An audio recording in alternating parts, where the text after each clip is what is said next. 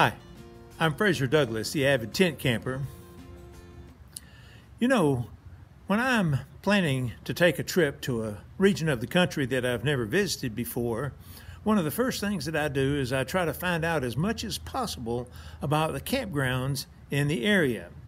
Now, I look at a lot of factors, and you can find a list of these factors on my website, www.basictentcamping.com, but in this video, I want to talk about campsite features that I look at when deciding whether or not I want to stay at a particular campground or not. The first place to start is the park's homepage. From the homepage, you should be able to find a map of the park and the campgrounds, and then you should be able to find a map of the campgrounds with individual sites marked. And from that page, you can sometimes find photos of individual campsites. You can also do a search for the park and look at YouTube videos, images, and campground reviews. From these sources, you can get a lot of information about campsites in this campground. So let's talk about important features to look for. First of all, I want a campsite that is large enough to accommodate my vehicle, my tent, my kitchen dining area, and my fire ring cooking area. To keep from running into objects and tripping over guy lines, I prefer a square or rectangular campsite that has at least 1,500 square feet. That would be about 35 by 40 feet. I try to avoid campsites that have long, narrow parking pads because these campsites are primarily designed for RVers and make it difficult to set up a comfortable tent campsite. And I especially try to avoid campgrounds that have these long, narrow campsites closely spaced to each other.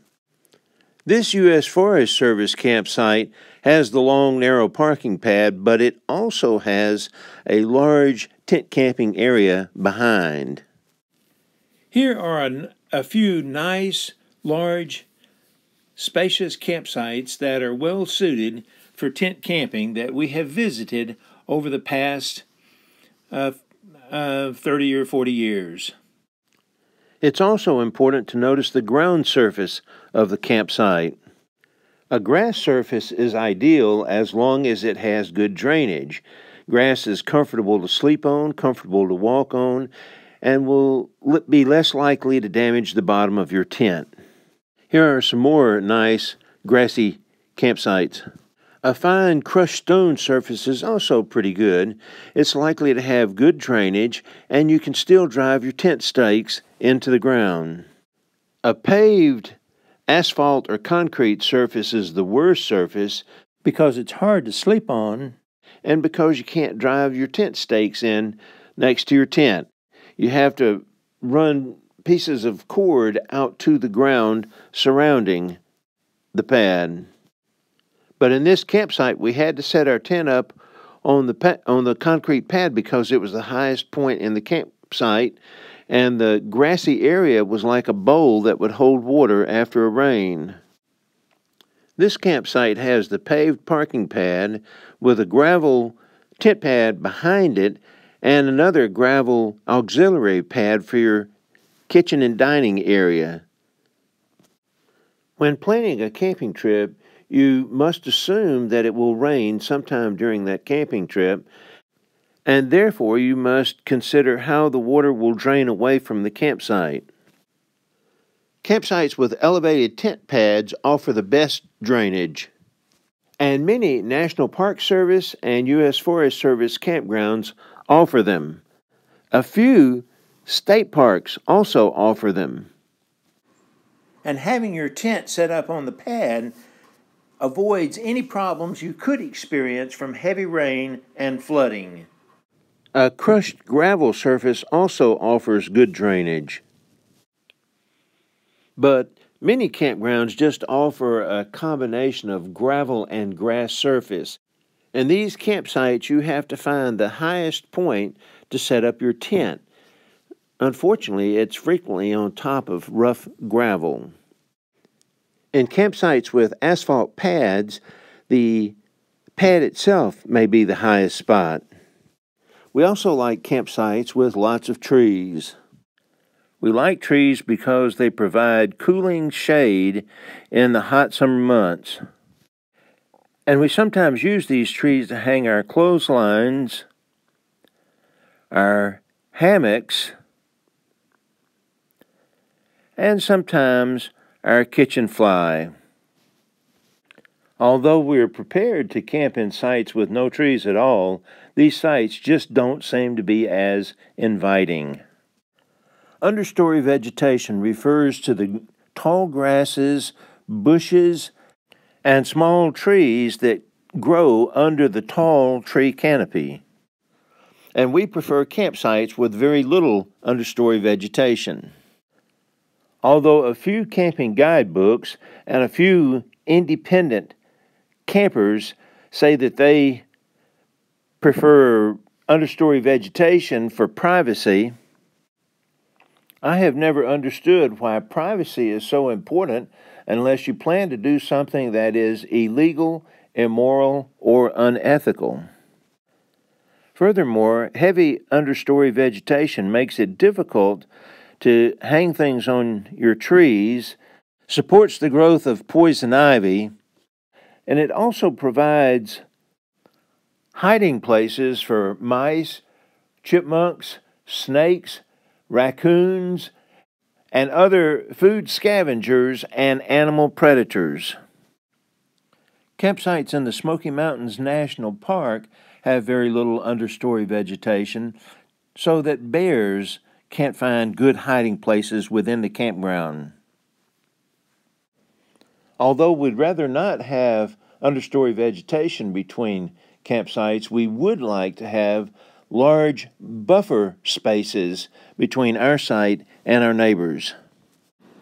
This buffer space helps to mute the volume level of your neighbors' radios and voices, and it also discourages children and adults from walking into your campsite.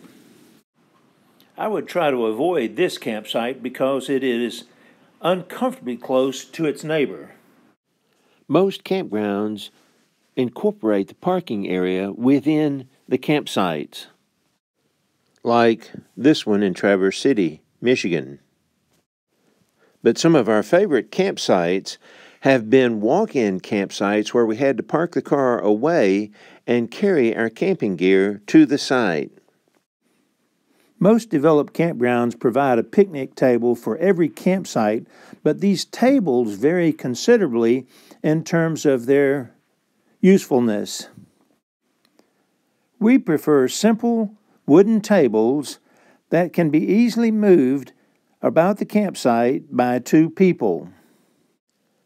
Unfortunately, many developed campgrounds only offer concrete tables, and these concrete tables are frequently located in a place that makes it difficult to set up your tent and your dining fly.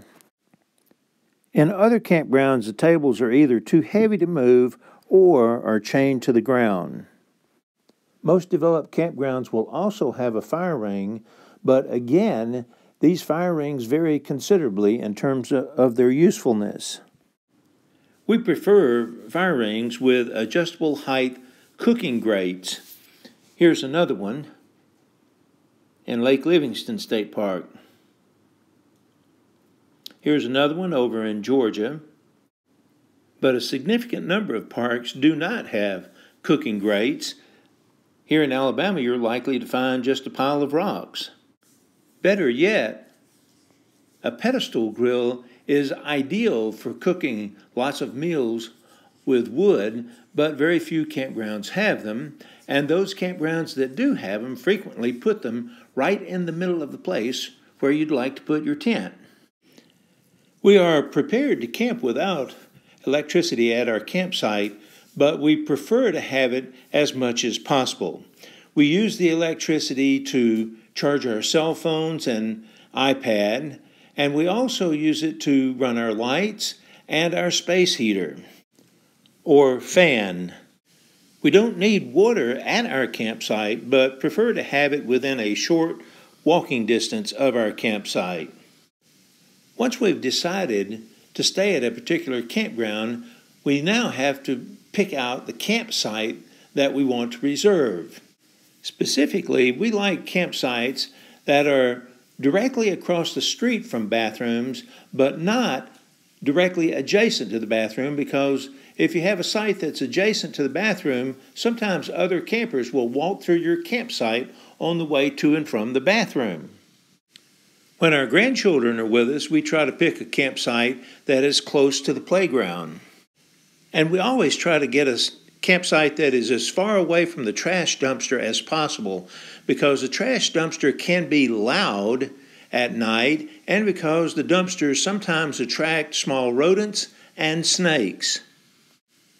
To help us identify the best campsite in a particular campground, we rely on the campground map that is frequently found on the park webpage or on the reservation page. Well, I hope this video gives you a little bit better idea of features to consider when you're thinking about staying in a particular campground and in a particular campsite within that campground. For more tips to help you find the best campgrounds and campsites, please visit my website, www.basictentcamping.com. Remember, take more trips, travel further, visit more attractions, and save money. Go tent camping.